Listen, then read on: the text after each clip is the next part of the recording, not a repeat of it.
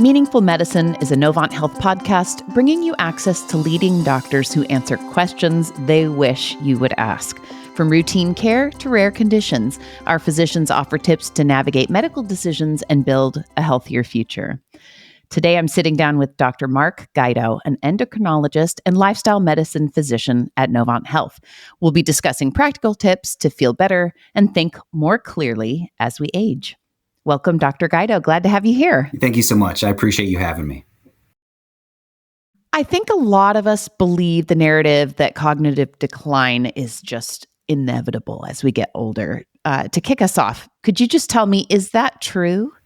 Yes and no. Some, slower processing speed as we age can be a normal part of aging, but it shouldn't get to the part where it's interfering with your daily life. If it gets to the point where it starts to interfere with your daily activities, that's when it's a disease, and that is not set in stone at all. Okay.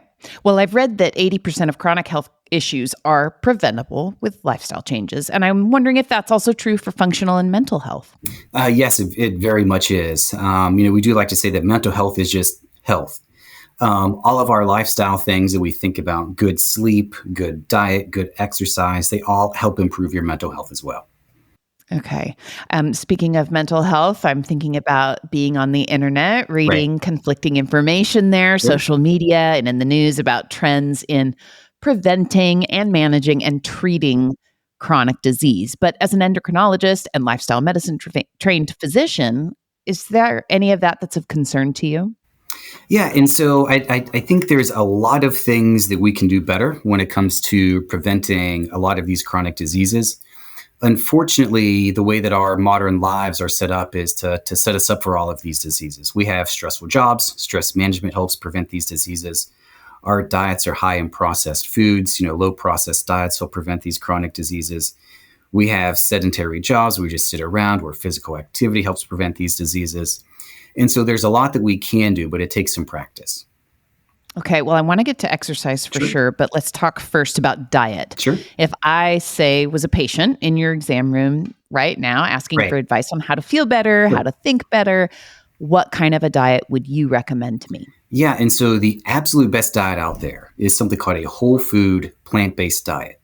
It also goes as the Dean Ornish diet. Dr. Dean Ornish is the one that has been kind of the pioneer for this.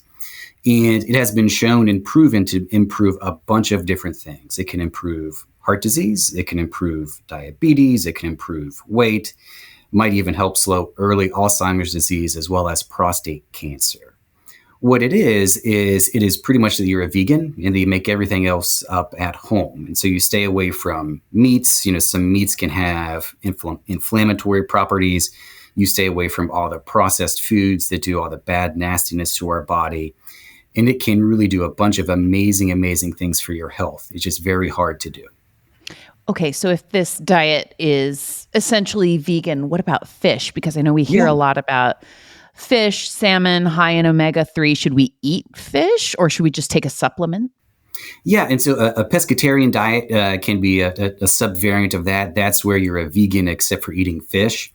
Some fish are great in having these healthy fatty acids that we need, especially for brain health, especially the fatty fish such as salmon and tuna.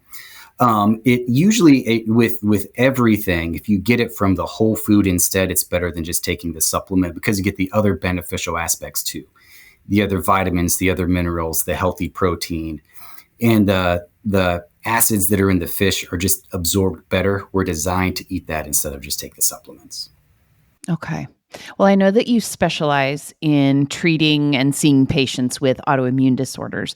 Does this make diet changes even more difficult for folks like that? What advice do you have for new patients? Yeah, and so believe it or not, this diet is actually perfect and probably even better for folks that have autoimmune disorders because it can help reduce the inflammation that we get from all the processing in our foods. It can help prevent the good chronic inflammation in our gut. Help us grow healthy gut microbacteria that can help reduce inflammation as well. And so if anything, probably even more beneficial for those that have autoimmune disease. I don't want to assume that our listeners are already experiencing some degree of cognitive decline today. But for myself, as a 47-year-old mother of 2 teenagers, I'll speak for myself and say that I definitely am God experiencing bless you that. guys. Yes. So is it too late to slow the effects or reverse course for someone who's already feeling that? Yeah, it's not at all. And so primary prevention, preventing it in the first place is always best. But if there are early signs, then it's not too late to try to make the switch and help slow the decline.